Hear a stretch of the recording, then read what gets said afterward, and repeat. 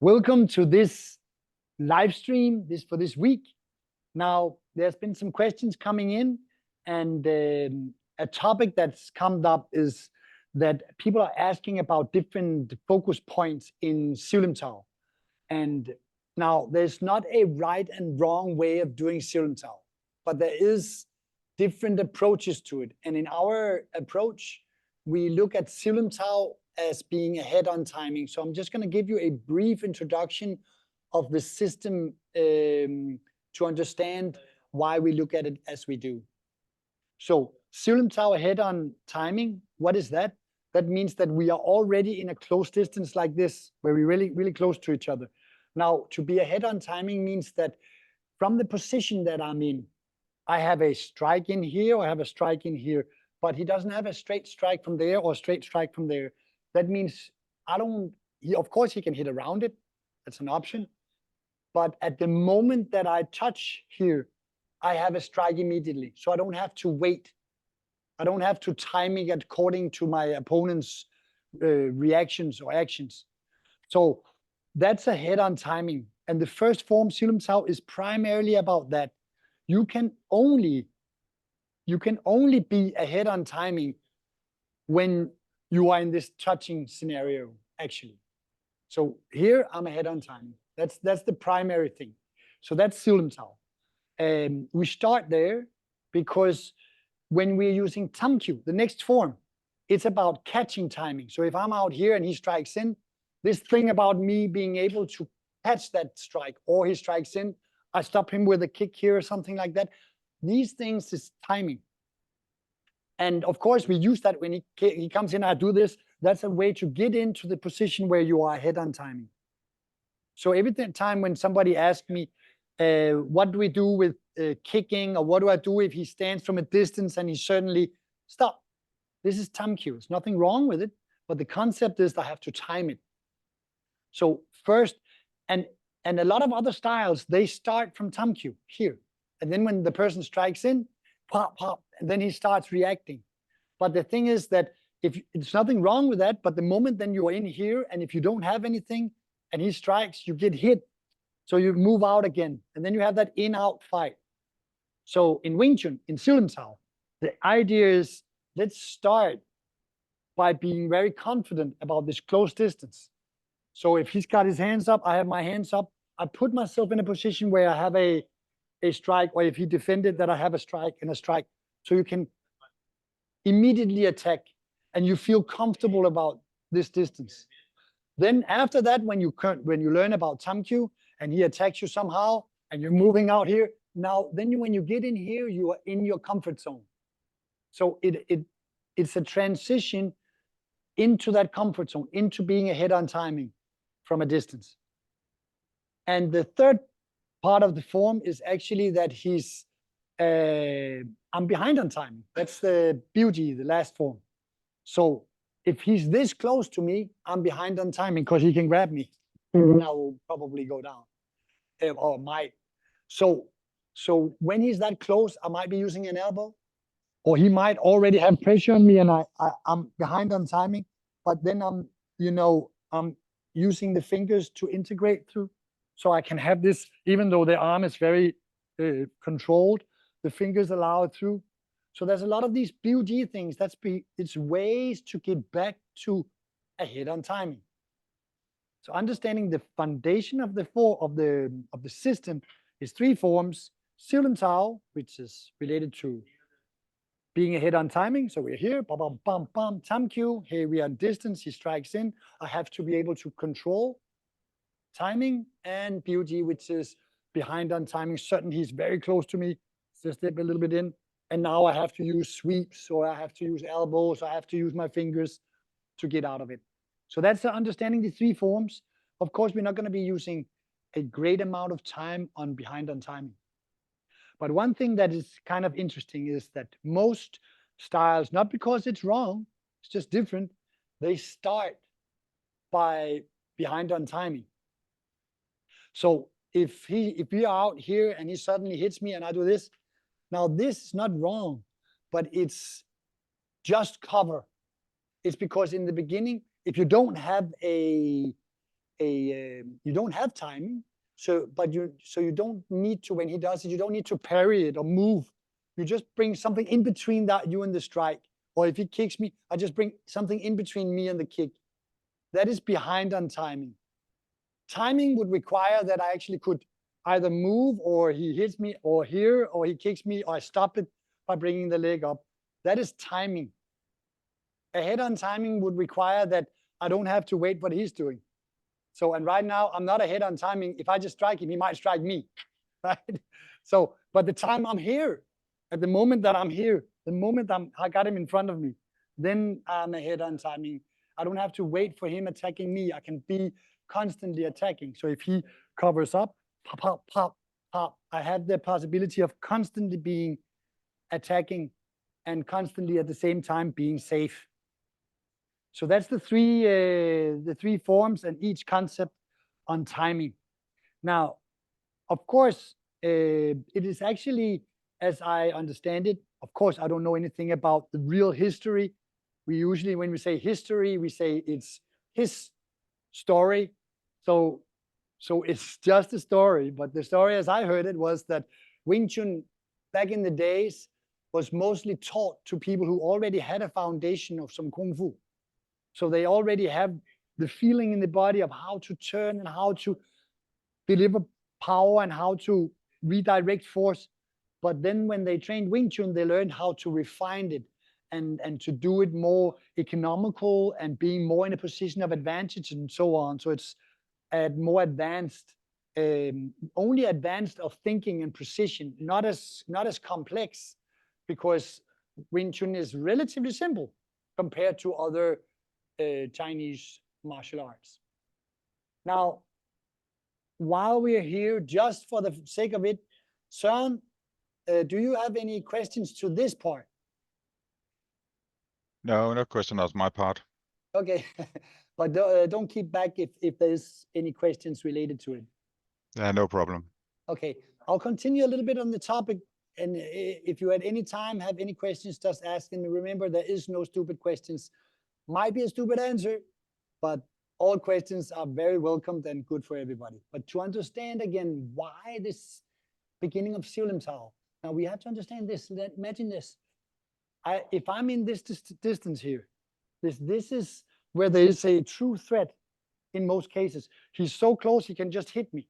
So at this point, we can't wait. If he's got his hands up, I gotta be controlling his hands. I cannot fast enough react that close by standing like this. He can move. It will take him approximately, maybe faster, but approximately 0.2 seconds to fire that one off. And it will take me approximately 0.2 seconds to see it, and then 0.2 seconds to react. So it will be too late. So on this distance where we are here, I have to somehow control. Any grappler knows this, or in MMA scene. And also if you are like in any other, like in Thai boxing, they will also immediately go in and try to grab on to have some kind of a control, because you cannot react fast enough if you don't have any control. So understanding this is the principle that on this distance, we actually have the possibility of controlling. So also this, look at this. If I touch his arms like this and I put pressure on him, if he kicks me, he has to reposition himself because there's a pressure in there. So he can't just kick me. But if I don't have any pressure on him, boom, he can immediately kick me. I'm not safe at all. I'm only safe if he's feeling that he has to reposition himself according to what's coming in. That's different. Okay, let's say that we are standing on this distance. We're saying, okay, but most fights starts here. Yes, dual fight starts here, dual fights. But actually in a self-defense scenario here, this is not really, usually not self-defense. This is me fighting him. If this was in a self-defense scenario, I would have the three main things I constantly say that you need to do. First thing we stand here is I have to create space and find a way to get away. You don't want to fight. This is the idea of it, just I don't want the fight.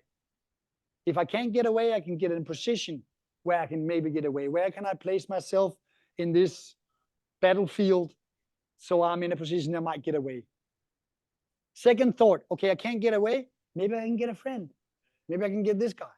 and we have an opponent, and I'm saying, hey, you got to help me out. And now we got 2 against 1, much better.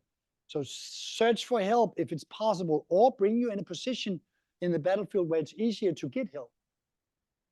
And the third and last one is, if I can't get help, I can't get away, but there's still space between me and him, can I get a weapon? Can I find something around me that I can use as a weapon? It can be anything from your keys to your iPhone. It can be a ashtray. It can be a glass, or anything you can grab on that will give you a advantage. You want to be in an advantage. If you can't, you might want to put yourself in a position where it will be easier to get one if space is enough, or so you move over there. So these thoughts are in your head even before you fight. So this thing about fighting at this distance, in most cases, the person has a longer reach than you. So he's already in a position of advantage. So it's not ideal to fight here unless you're the biggest one. Then some people say, well, do you then only fight on this distance? No. There can be scenarios where we're not fighting on this distance. When? Well, usually 2 basic scenarios. One scenario where we're not fighting on close distances if there's more than 1 opponent. And why do we not fight on close distance? Because on close distance, if he grabs onto me, I might be able to hit him. Grab on the other side so they can see it. I might be able to hit him. But the thing is, if he can just hold on to me long enough so the other guy comes in, then I'm fucked, because he holds on to me. I can't get away. So I'm in a scenario where there's more opponents. When he strikes, I gotta move out of the way. I gotta move myself and position myself so he's in the way of the other opponent, so I don't have to fight 2 people at the same time. That's really important. The second thing, so that's the thing, if there's more opponents, you need to fight on distance. It's not ideal, and you have to train it, but you don't have to train it in the beginning, because it's not the most likely thing that's gonna happen. It's a 1-to-1 scenario. Now, the second thing is, he might have a weapon. Now, if the weapon is not sharp, then I want to be close. So if he hits me in the head, imagine that he has a stick and he hits me in the head with a stick. Well, now I want to be here, because now the stick has no really value. It's not really a threat. But if he has a knife, it's a different story. I definitely, on any blade, I don't want to be close. Some say, oh, I can go in and do this and that. Try it out with like a marker. Yeah, take a marker and try out to stop him from cutting you or making a line on you. You'll find out, okay, that's not easy. So it's much better on distance if he has a knife, that I'm moving away and I'm avoiding getting stabbed, still looking for a place to get away or get help, or maybe get away weapon myself. But I'm not getting close. If I'm close and he holds on to me, it doesn't matter if I can hold on or do anything, he can stab me. It's very difficult to control. So in scenarios with a sharp weapon or scenarios with multiple opponents, you probably sometimes have to fight on a distance. Now, a different scenario, the third one I just want to say in this case is that sometimes you have maybe something of value you have to protect. That can be your house, your car, it can be your girlfriend or wife or your kids or some friends who for some reason cannot run off either. So you have to take care of somebody. Then you might be forced into this where you have to fight on distance. But remember, or at least close from distance.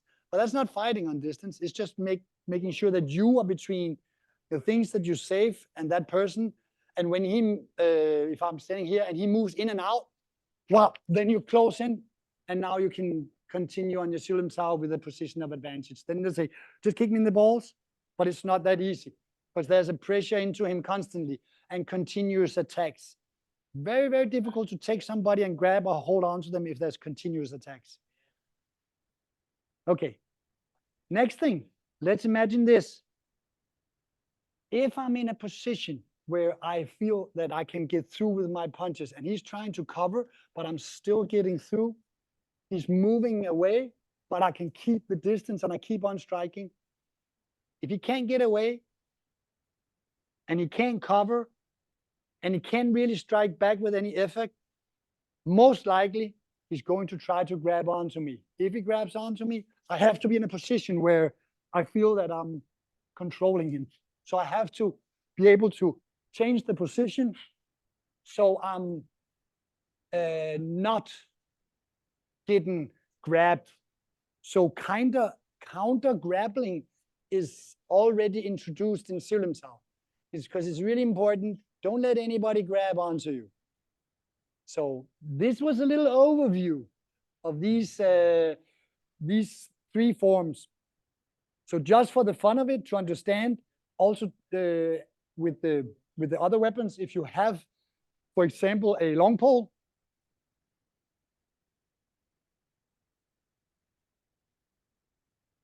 now as a training tool, this was originally the idea of a weapon where you can keep your opponent, hold an opponent that's far away from you. It doesn't matter if he has a weapon.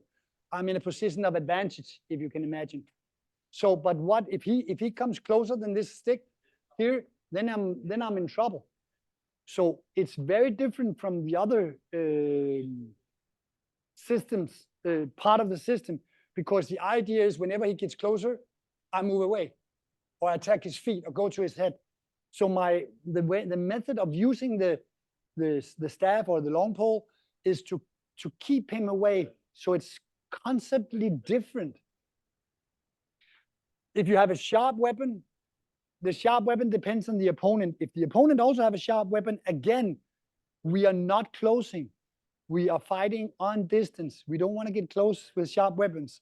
Even if he just does like a certain movement like this, like, ha, and then he cut your throat. So you can't hang around on a distance where his blade can reach you. You have to be able to control the blade, cut him, and then get out again. So the knives are the same, it's distance, to understand it, distance. So when we have learned Siu Lim Tao, Tomek Gjøl, and Beauty, and if we choose to go to the weapons, it's primarily working on ways to have a position of advantage and keeping distance. So it's quite different from the weaponless system.